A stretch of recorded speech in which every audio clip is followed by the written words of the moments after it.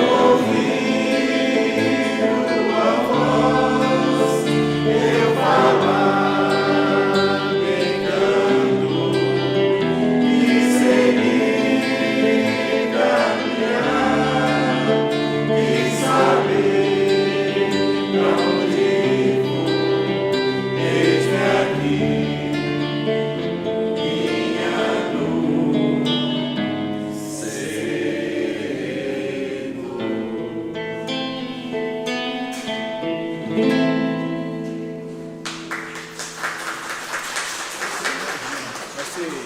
bom viver. Deixa eu só pegar o contraste ali com esses. É bom viver. Um minutinho.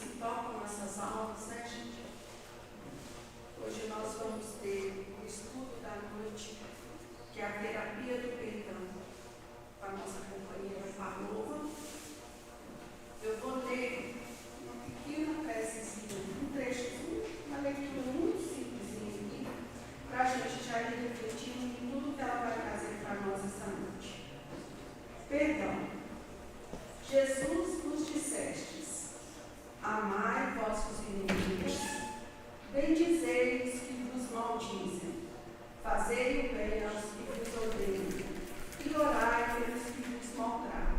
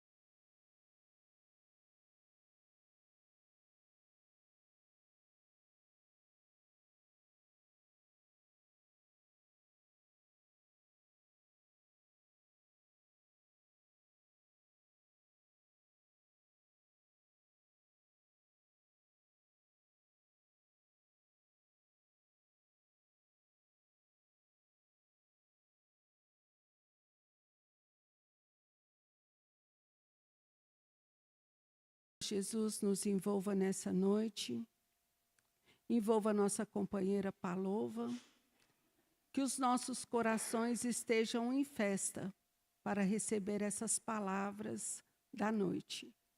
E que o Senhor Jesus possa nos auxiliar a caminhada, abençoar as nossas famílias, os nossos amigos, e assim também zelar daqueles que não nos querem bem.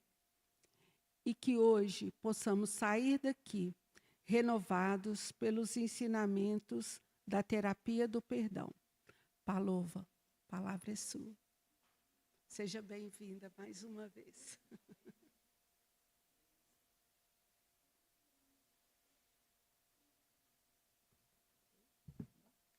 Ei, gente, muito boa noite.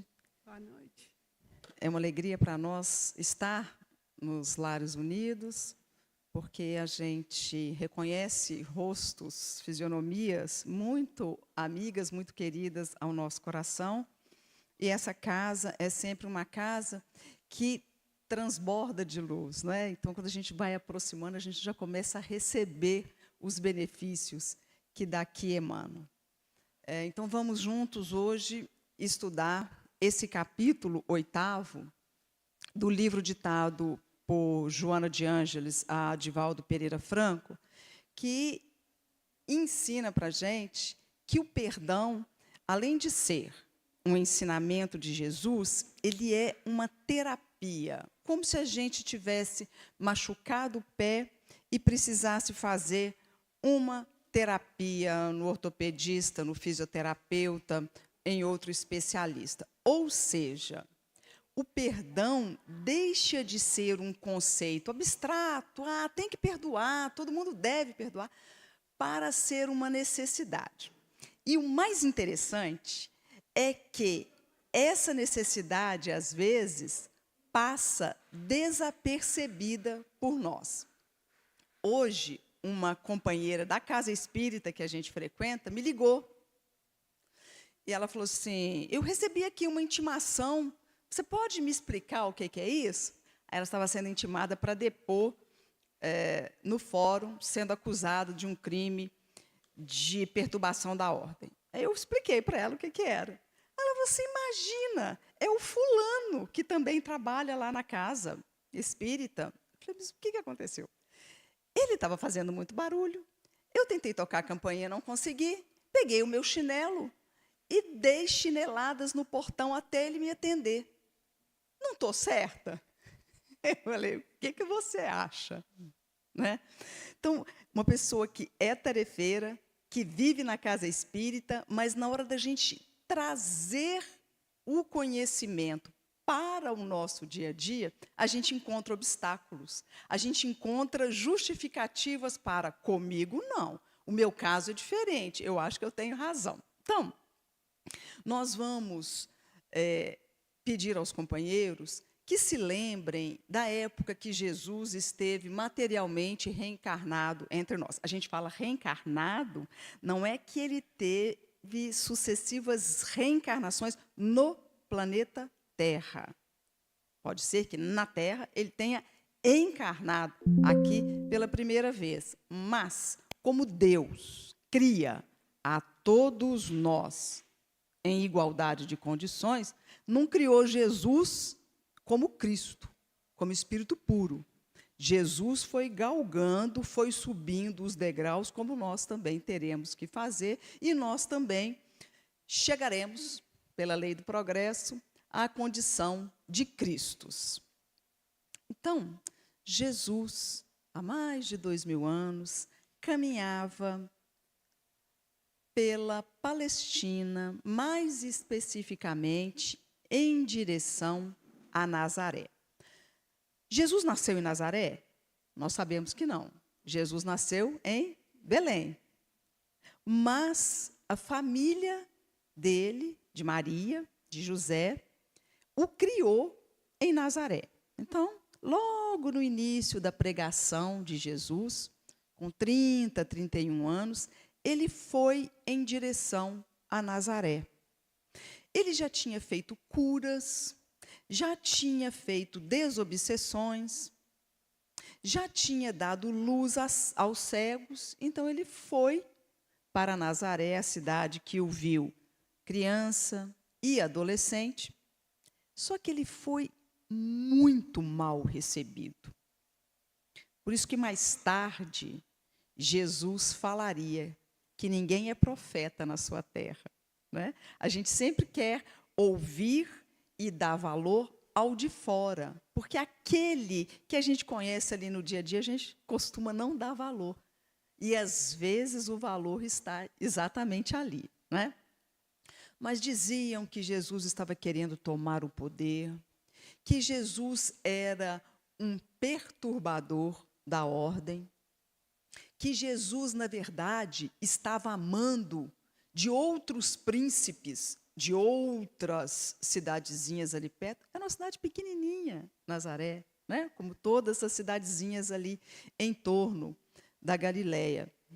Mas eles foram rudes com Jesus.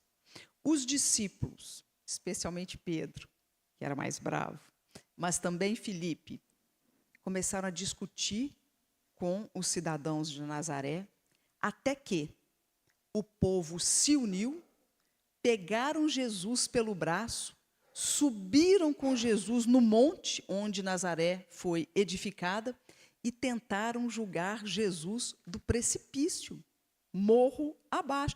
Gente, essa descrição do Evangelho, eu gosto muito de Lucas, né? Eu acho que o Lucas é mais fácil da gente entender, seja porque ele conviveu muito com João Evangelista, com Paulo de Tarso, seja porque ele conviveu muito com João, seja porque ele foi visitar Maria lá em Éfeso, mas a linguagem dele parece que é mais próxima dos acontecimentos.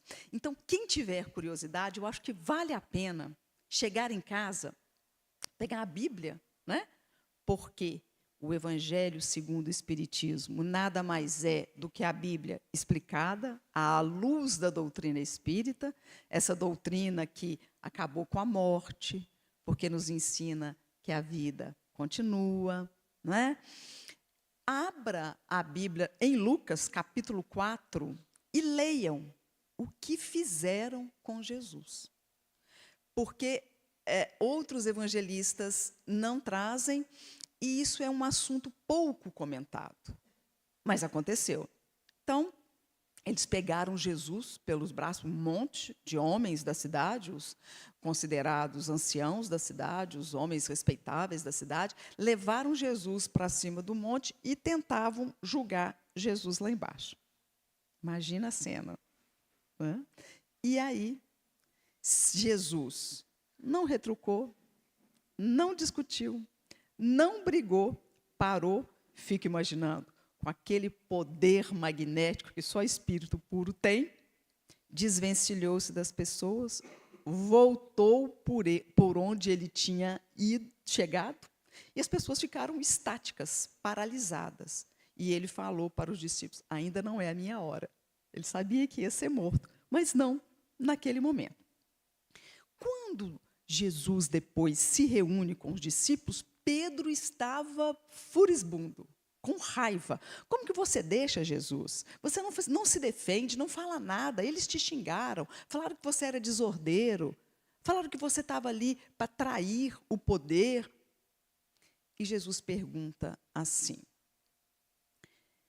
qual a vantagem da gente discutir com as pessoas? E aí, meus amigos, nós temos que pensar que nós, às vezes, provocamos as situações que depois vêm nos ferir. Certa feita, Chico Xavier estava fazendo o culto do Evangelho no lar com uma senhora, lá em Pedro Leopoldo. O grande Chico Xavier, que aniversaria esse mês, né, nasceu no dia 2 de abril, e é não só o médium, mas um espírito muito evoluído, uma pessoa sempre muito humilde, né? Haja vista que ele não fala nada para aqueles repórteres da revista O Cruzeiro que o expuseram, tiraram fotos indevidas. Ele autografa, faz dedicatória com o nome verdadeiro deles, e isso é descoberto 10 anos depois. Olha a serenidade e a humildade do nosso Chico Xavier. Mas o Chico Xavier estava fazendo um culto do Evangelho no lar, porque essa senhora tinha perdido um filho assassinado, vítima de roubo, e acabaram matando o filho dela. E o Chico foi para dar uma força, para ajudar, né? O Chico sempre conseguia ver aquilo que nós não víamos, né? Aí, nos preparativos do culto, batem na porta. E a senhora vai atender. E é um mendigo, todo esfarrapado, pedindo um prato de comida. E ela tem a iniciativa, em vez de dispensar, né, que às vezes a gente faz, não vou ficar quietinho aqui para ninguém saber que a gente está em casa, aí a gente faz o culto do Evangelho e ninguém percebe. Não pode, né? Porque se a espiritualidade leva alguém até a nossa casa, mesmo que seja no momento do culto do Evangelho no lar, isso tem um propósito, isso tem um porquê, né? Aí ela falou para ele: senta aqui, meu filho, espera um pouquinho, eu estou no horário de fazer a leitura do Evangelho. E começou a fazer o culto, e ela muito chorosa, porque tinha perdido o filho muito recentemente, e ela começa a contar para o Chico essa história, e eles abrem o Evangelho exatamente quando Pedro pergunta para Jesus: quantas vezes eu devo perdoar meu irmão? E recebe aquela resposta que já, aquele número, que já tinha sido mencionado no Antigo Testamento. Eles falavam 7 vezes 70 ou 70 vezes 7, como se fosse um número muito grande, infinito, não 490, mas infinito. Então, estava sendo estudada essa parte do Evangelho, sobre o perdão, sobre fazer o mal a outrem, etc. E quem começa a chorar é o mendigo. Ele cai de joelhos e fala: senhora, me perdoe, fui eu que matei o seu filho. E o Chico, então, espera dessa senhora, que tinha acabado de perder o filho assassinado, e o assassino estava na frente dela, uma reação emotiva, uma reação de dor pela perda do filho. Ela se levanta, dá a mão para o mendigo e fala: não, meu filho, vamos nós dois juntos pedir perdão a Deus, porque se você errou, eu também tenho errado muitíssimo. Então, essa senhora tem a medida do que é o perdão. Nós, mesmo quando muito ofendidos, temos que pensar que nós não temos essa limpeza de alma para dizer: eu te perdoo. Como se nós estivéssemos isentos do erro. Como se nós não precisássemos nunca pedir perdão a ninguém ou pedir perdão por nada. Então, o Chico conta que este foi o caso de toda a vida dele que mais o impressiona. Porque o perdão ali, ele foi aplicado exatamente como Jesus recomenda. Porque Jesus fala de perdão em várias oportunidades do Evangelho. Ele fala assim também: olha, quando você for orar, antes de você fazer a sua oferta, reconcilia-te com o teu inimigo. Por que isso, hein? Por que Jesus não poderia simplesmente aceitar a oração a Deus? Para que essa exigência de você vai rezar? Vai louvar a Deus? Vai agradecer? Vai pedir? Antes, vai lá, reconcilia-te com o teu inimigo. Porque o sentimento de que fomos ofendidos e de que estamos magoados causa um adoecimento em nós. Um adoecimento mental, espiritual e físico, porque somatiza. A pessoa, às vezes, não tem no seu plano reencarnatório um problema de coluna, um câncer, pedra nos rins, dor de estômago, mas passa por essa situação durante a reencarnação. Então, nós perguntamos: ora, se o motivo da nossa dor, do nosso sofrimento, da nossa provação, da nossa expiação, não está na vida presente, ela está na vida futura, na vida anterior. Mas se ela não está na vida anterior, não estava no planejamento reencarnatório, ela pode ter sido adquirida durante essa vida? Por quê? Porque nós temos no nosso perispírito o modelo organizador biológico. Quem lê, por exemplo, Missionários da Luz, de André Luiz, vai ver planos reencarnatórios como se fossem mapas.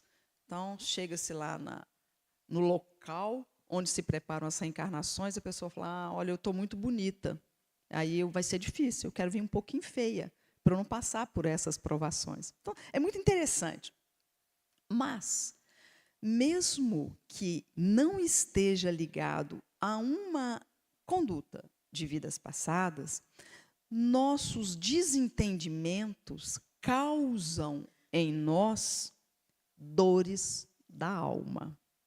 O não perdoar cristaliza um sentimento escuro em nós, ou na nossa mente. A gente fica lembrando daquela situação, não consegue afastar aquele pensamento, porque aquilo dói, está doendo muito.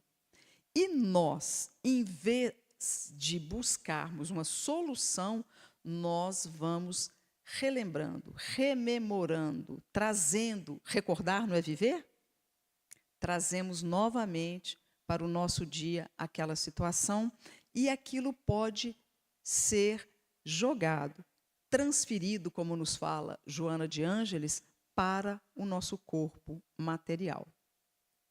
E, dependendo da gravidade, pode se fixar no nosso perispírito.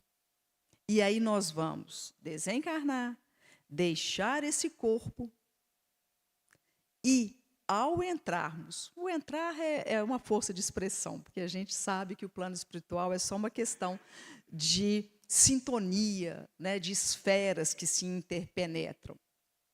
Mas estaremos no plano espiritual sem o corpo físico, mas com a enfermidade no corpo espiritual. Daí a importância da terapia do perdão. Se eu sou ofendida e guardo essa mágoa, eu estou ligada ao meu ofensor. Ele pode voltar na próxima reencarnação, se eu não conseguir perdoá-lo, como um filho, um marido, uma esposa. Porque, às vezes, esses relacionamentos, eles são relacionamentos revestidos de certas dificuldades. Às vezes, muitas dificuldades. Por quê? Porque nós estamos trazendo para nós as questões que nós levantamos em outras oportunidades. E quando nós não perdoamos, nós estamos ligados ao desafeto. Então, se a gente não quer conviver com quem nos ofendeu, a melhor conduta é o perdão. Não é o desprezo, não é a briga, não é amaldiçoar, não é discutir. É perdoar. Só que o perdão, ele é um processo. Quem é ofendido e imediatamente diz, eu te perdoo, primeiro está muito soberbo, porque para a gente perdoar, a gente precisaria de não ter faltas. Né? Quando a gente começa a compreender que somos falhos e que o nosso irmão é falho também, a gente vai encontrando o primeiro degrau da escada para o perdão. O segundo degrau, primeiro, compreensão. O segundo degrau da escada é nós começarmos a retirar o vitimismo. Qual é a minha contribuição para aquela situação? Será que eu fiz alguma coisa? Será que eu comecei aquela discussão? Será que eu dei algum motivo?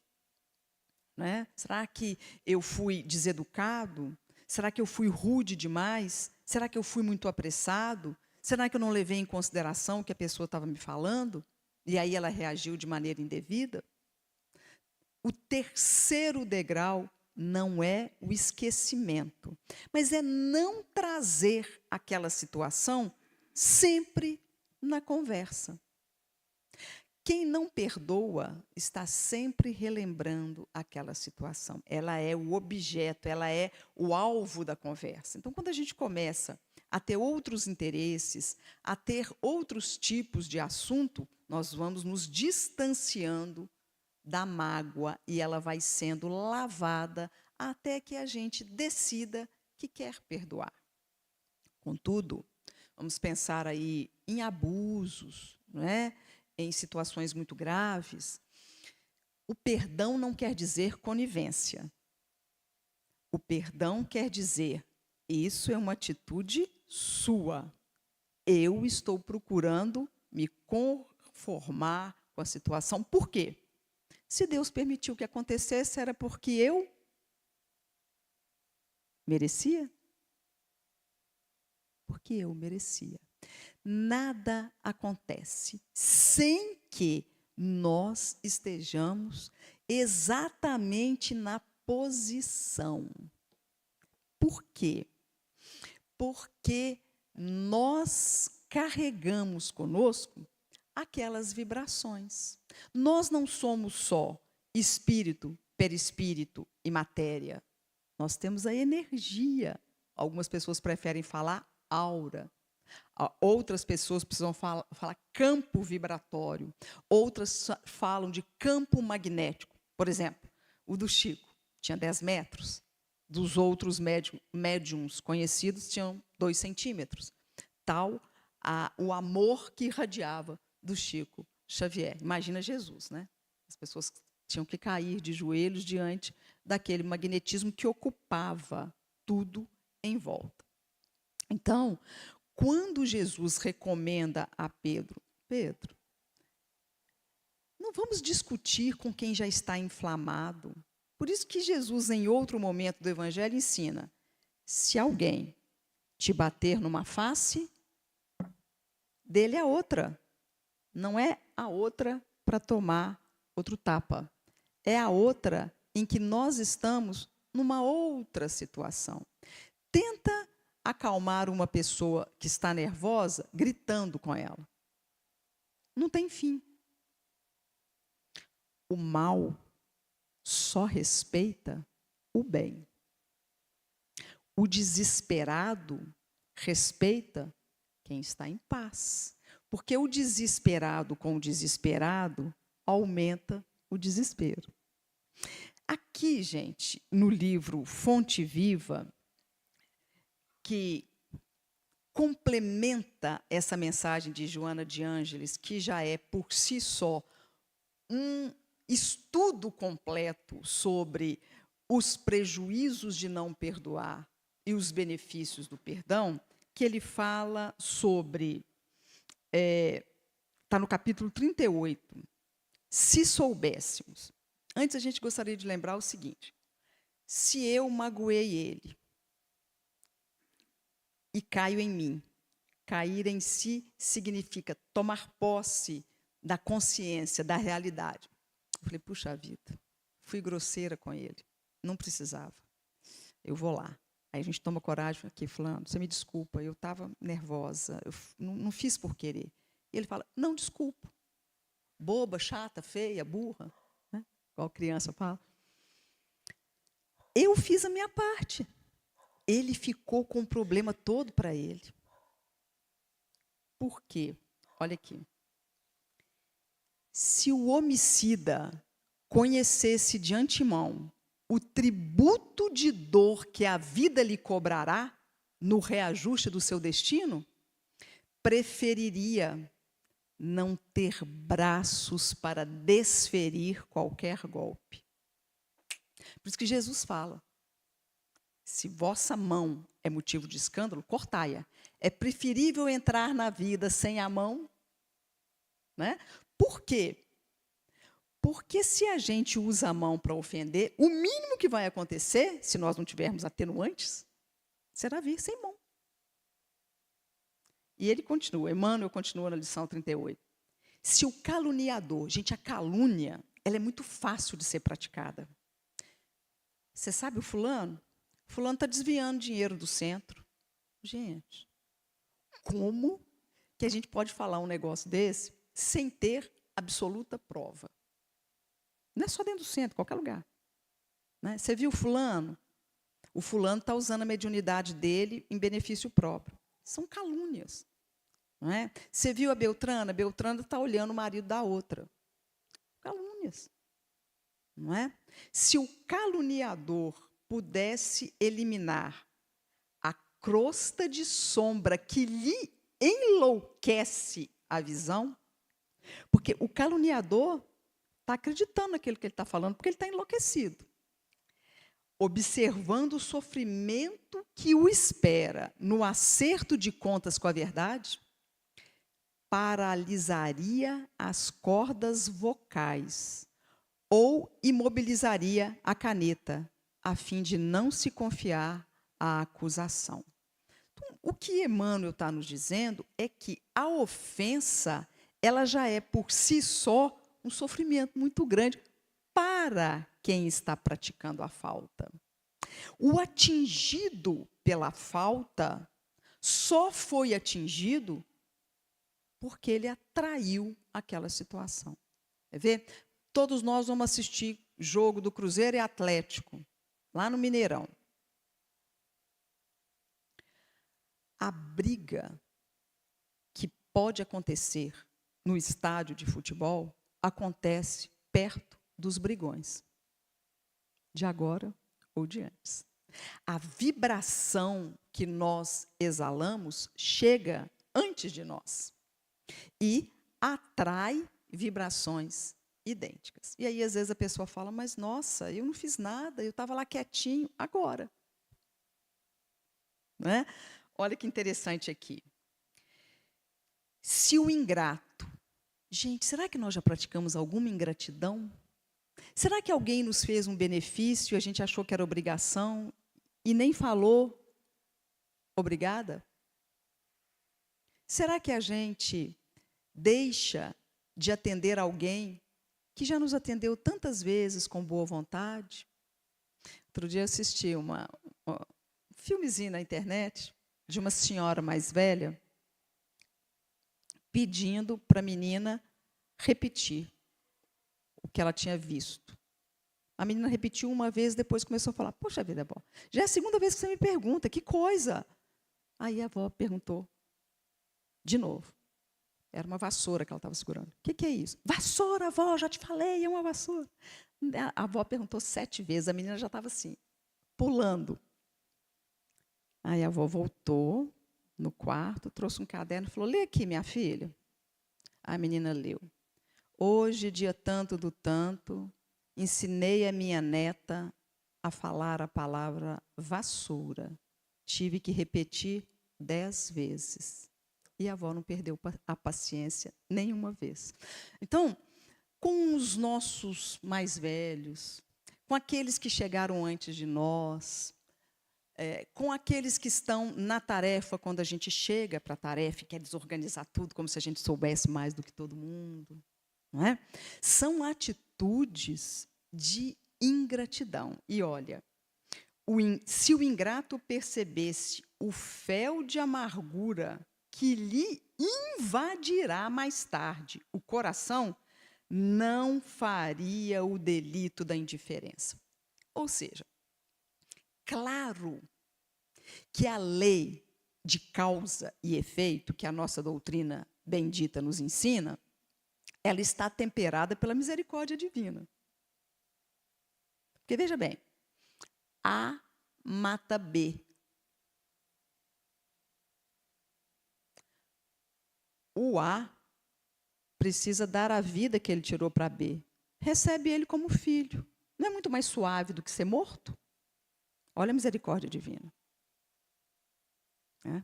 Então, quando nós estamos no auge do sofrimento que às vezes nos toma a alma, é preciso lembrar que Deus, Pai, o nosso Criador e Criador de todas as coisas, que não foi criado pelo homem, é sábio, magnânimo e justo.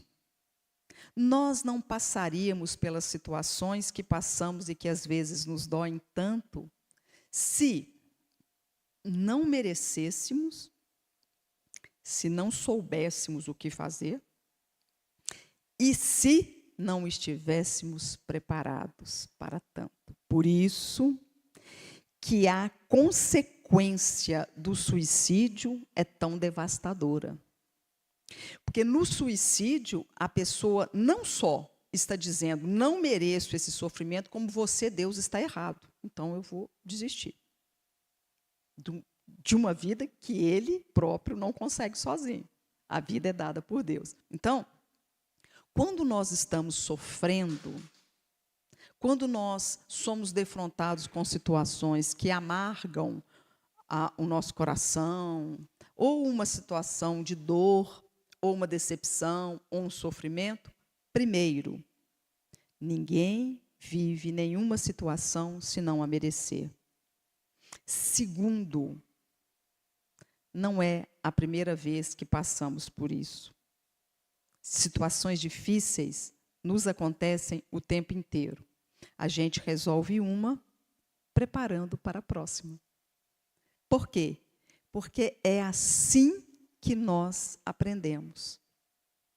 Se nós tivéssemos aprendido pela lei do amor, não precisaríamos passar pela dor. Então, a dor não é uma punição. A dor é um corretivo.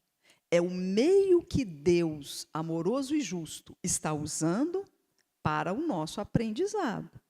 Só que a nossa consciência, ela é pesada. Então, é preciso que a gente também esteja em paz com a consciência da gente. No livro, vê qual? Os Mensageiros, tem o caso do Vicente. Não sei se vocês se lembram, Os Mensageiros é o segundo livro da coleção de André Luiz, né? Nosso Lar, que a maioria de nós já leu mais de uma vez. Os Mensageiros é o número 2, depois tem Os Missionários da Luz.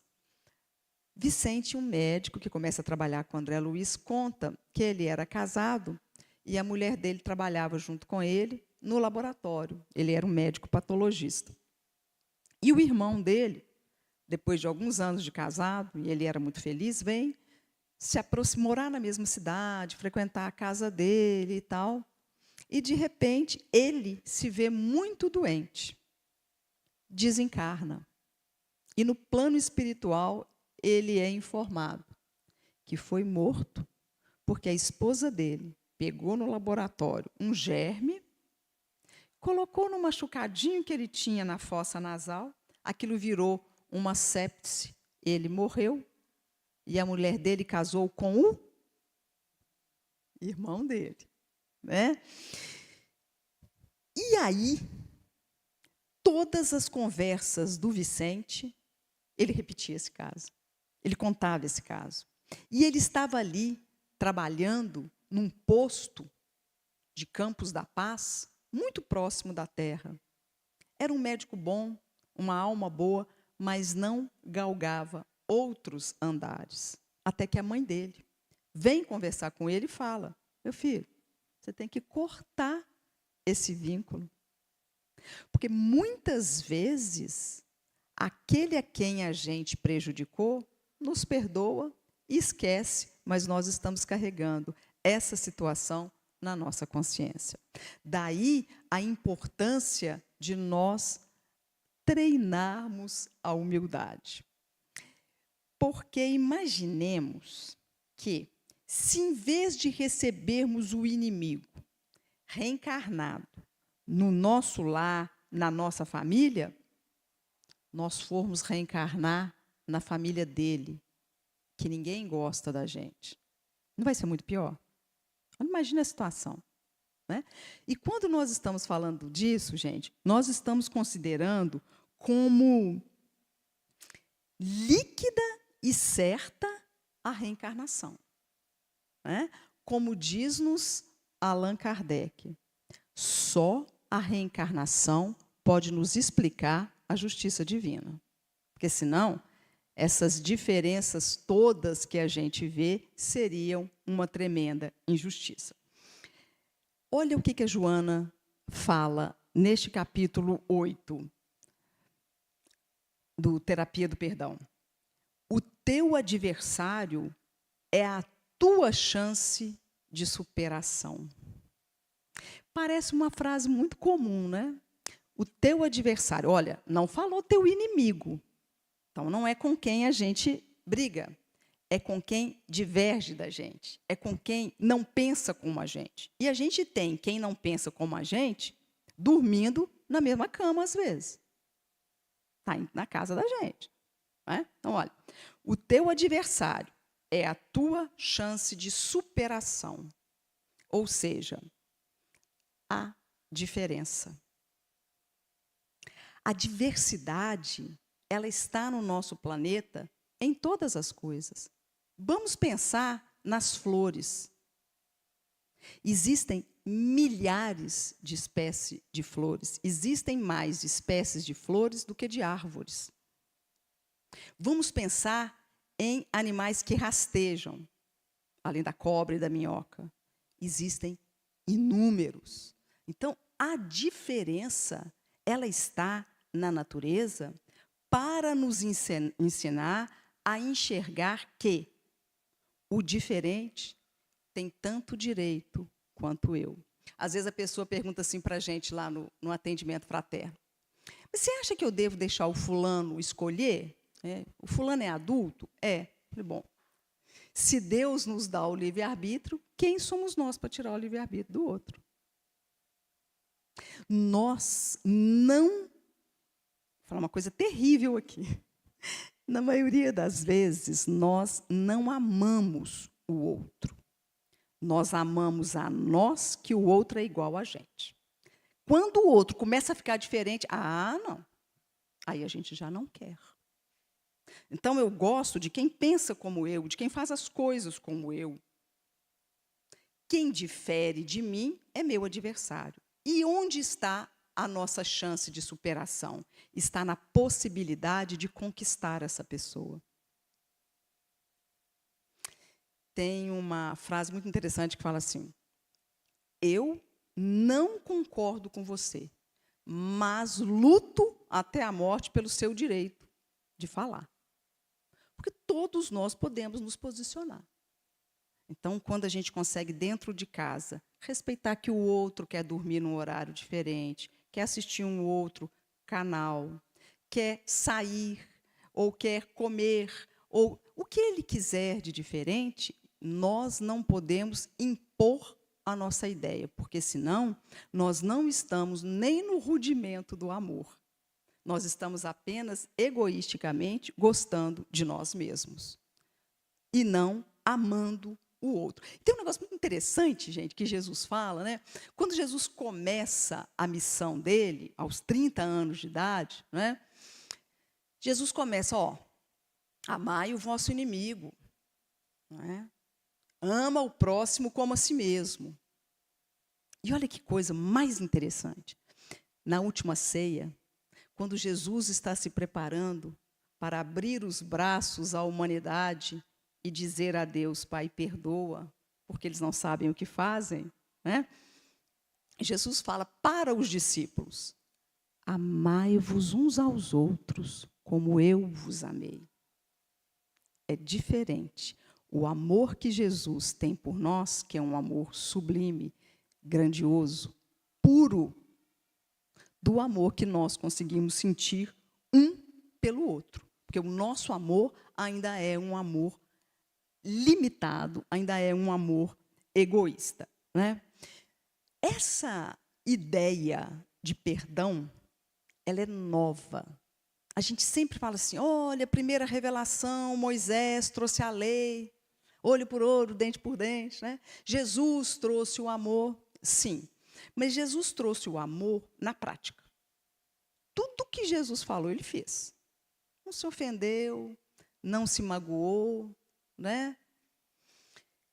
O próprio Judas, gente, antes de Judas trair Jesus, Judas fez curas. Judas fez desobsessões. Judas limpou leprosos.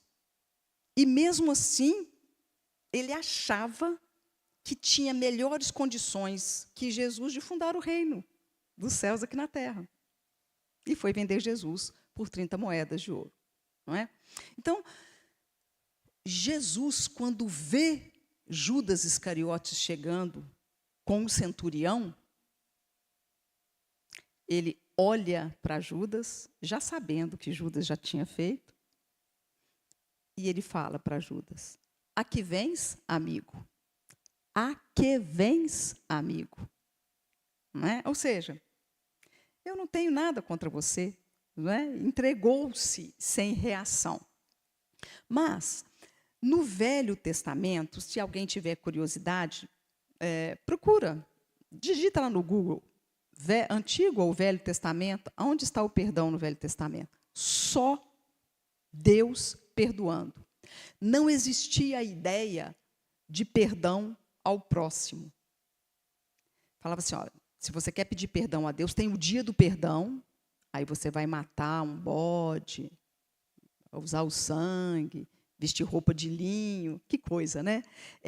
Porque linho era muito difícil, esses animais eram muito caros, mas é como nós enxergamos os recados que Deus nos dá. Muitas vezes, a gente abre o livro, o Evangelho, ou outra obra que a gente usa no culto, lê e fala, essa mensagem é para fulano. Né? Nossa, fulano tinha que ler isso. Não. A mensagem é para nós. É preciso ler e entender. E mais, muitas vezes nós fazemos pedidos tão desesperados para Deus quando a gente quer alguma coisa e não paramos para ouvir a resposta, porque a resposta vem. Se nós fizermos a prece e asserenarmos o nosso coração suficientemente, nós vamos ver que Deus envia a resposta. Através de uma intuição, de um conselho, de uma visita, de uma página de livro, de uma palestra, a resposta chega até nós.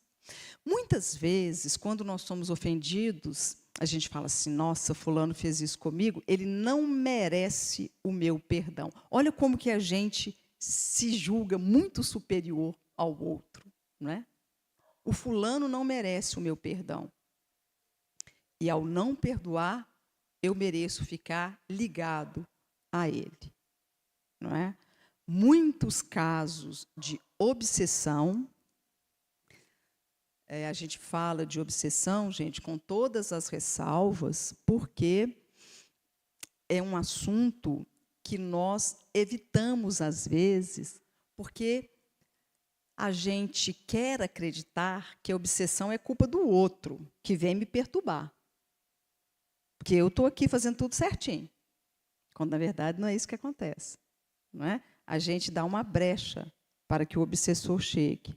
E quando nós nos colocamos nessa posição de orgulho, de vaidade, de nos achar melhor que os outros, olha, fulano não merece, não dou para ele o meu perdão, ou então dou para ele o meu desprezo, não vou conviver com ele, nós estamos nos colocando numa posição muito acima da pessoa, exibindo a nossa humildade. A nossa falta de humildade. Porque se nós estivéssemos exibindo a nossa humildade, a gente não precisaria perdoar, porque a gente não se ofenderia. Hoje, a gente precisa lembrar que a nossa casa, o nosso lar, é onde estão reencarnadas as pessoas com quem nós temos o primeiro compromisso. Mas sabe onde estão reencarnadas as pessoas que nós temos muito compromisso em segundo lugar? Sabe? Onde? Na casa espírita. A casa espírita é Lares Unidos, é o nosso segundo lar. Aqui nós encontramos com as pessoas que fomos preparados juntos para estar na tarefa desta casa. Mas não quer dizer que pensemos todos iguais.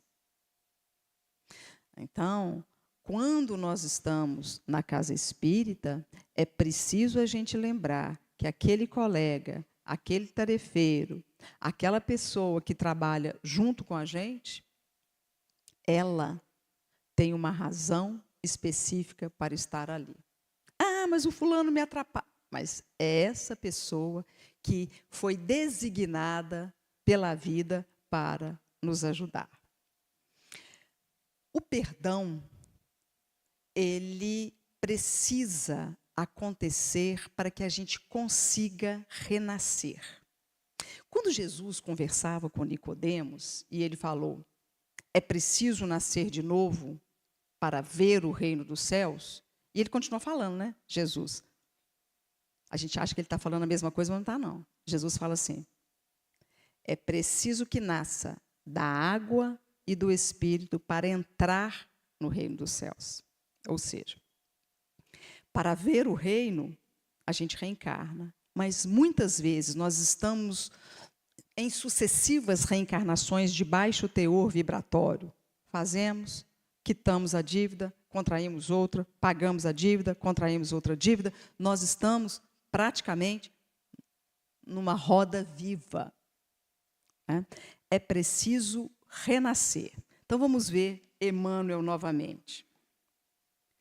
A própria natureza apresenta preciosas lições. Você poda uma árvore, ela brota, se você souber podar. Não pode podar para matar, né, Mércia? Se não podar direitinho, ela morre. Buda falava o seguinte: nós devemos ser como o sândalo, que perfuma o machado que o corta. Sândalo é aquela árvore bem perfumada, não é? Então, quando corta o sândalo, aquele perfume recende, perfuma todo o ambiente e perfuma o machado que o cortou também.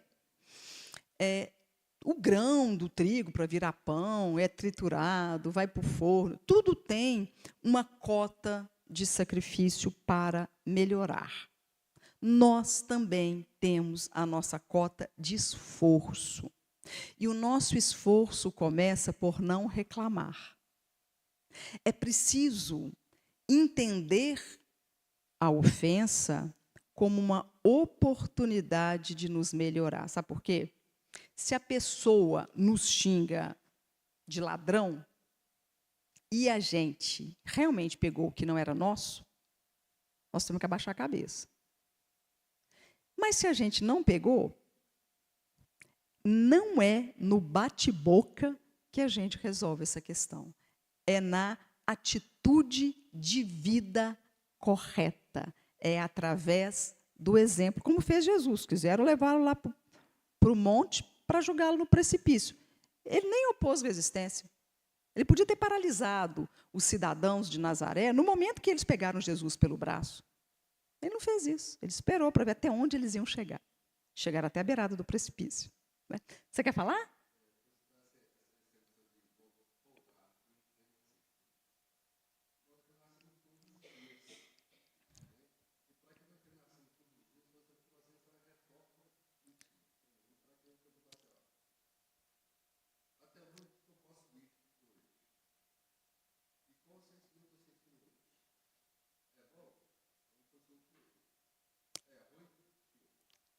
Gente, nós nascemos todos os dias, como o companheiro está nos dizendo, de verdade. A nossa máquina física dorme, o espírito se desliga, desdobra, vai para o plano espiritual. Tem gente que vai assistir aula, tem gente que vai ensaiar o coral, tem gente que vai estudar, tem gente que vai dar passe, mas tem gente que vai para a farra. Não é? Tem um caso muito interessante na obra de André Luiz, que ia começar a aula e os tarefeiros iam buscar os encarnados que se matricularam, que queriam estudar. E chegaram na casa do cidadão, ele estava lutando com o espírito. O corpo estava dormindo e ele estava em luta com um desencarnado. Aí, André Luiz queria interferir para separar a briga. O mentor falou, não, deixa. Olha a pergunta que vamos fazer para o espírito. Por que você está querendo bater nele? Por que você está brigando com ele? Porque no jantar, ele começou a lembrar as coisas que eu fazia quando era vivo, me ofendeu muito, me chamou pelo pensamento e agora eu vim descontar. Sabe os pesadelos que a gente tem? Os sonhos difíceis? Muitas vezes são resquícios de memória, de televisão, de internet, mas muitas vezes são vivências espirituais. Daí a importância da preparação antes de dormir. Mas o corpo dorme, o espírito vive a vida espiritual e volta por si só, já é um renascimento. Esse renascimento é o renascimento da água, que é o renascimento material. Do espírito é a reforma íntima que o nosso companheiro está falando. E aí, gente, Santo Agostinho já falava, né? Todo dia de noite, chega em casa e faz uma memória, uma lembrança, uma análise do seu dia. Eu levantei, o que eu fiz de bom? Quem que eu ajudei? A vida de quem que eu melhorei? Porque a frase interessante é a seguinte: não só pagaremos pelo mal que fizermos, como pelo bem que deixarmos de fazer. É oportunidade que passa. Então, o benefício que a gente não realizou, ele estava nos nossos planos realizar. E nós deixamos de fazer, nós perdemos essa oportunidade, não é? Então, se eu falar assim, olha, ela me bateu, ela me prejudicou, ela me causou um prejuízo, o que for, eu só vou perdoá-la se ela se arrepender. Muita gente acha isso. Arrepender é a pessoa vir se humilhar, né? O nosso perdão deve ser, como nos diz Joana de Ângeles, incondicional se nós não queremos ficar doentes, atrair obsessores. A Joana fala o seguinte: espíritos do mal, tá? Maus espíritos vão utilizar você para as práticas infelizes se você não usar a terapia do perdão. Então, quando a gente não perdoa, quando a gente está com raiva, a gente está gerando um alimento da espiritualidade inferior. Igual os desencarnados que ainda precisam de beber, de fumar, de sangue, etc., eles estão muito materializados e precisam desses recursos materiais. Os espíritos mais ignorantes, mais embrutecidos, precisam dessa energia negativa para lhes dar condições de atuar. Então, quando nós estamos com raiva, quando estamos impacientes, quando estamos com medo, quando estamos decepcionados, nós estamos gerando esse tipo de energia. Mas é preciso lembrar o seguinte: não é todo o momento que isso acontece. Porque quando nós somos vitimados por uma situação, a dor é natural. Não é igual, às vezes, a gente vê num velório. Se a pessoa é espírita. Fulano, você está chorando, mas você não é espírita, não? Não, sou, mas tem sentimento. Né? Dói. A separação dói. As coisas doem. Não é? Então, a gente não pode ter essa insensibilidade. A pessoa começa a pregar ali o livro dos espíritos ainda durante o velório. Não convém. Né? Não é essa a atitude. Nós temos uma compreensão. Então, está doendo? Ok. É o momento da gente pedir a Deus forças. Porque qualquer reação que a gente tenha no momento da dor aguda vai ser uma atitude da qual a gente vai arrepender muito. Então, o ensinamento terapêutico que Joana de Ângeles nos traz nesta obra maravilhosa que nós estamos estudando, né? É que, se nós soubéssemos o alívio que nós teríamos ao libertar o fulano da falta que ele praticou conosco, nós já o teríamos libertado há muito tempo.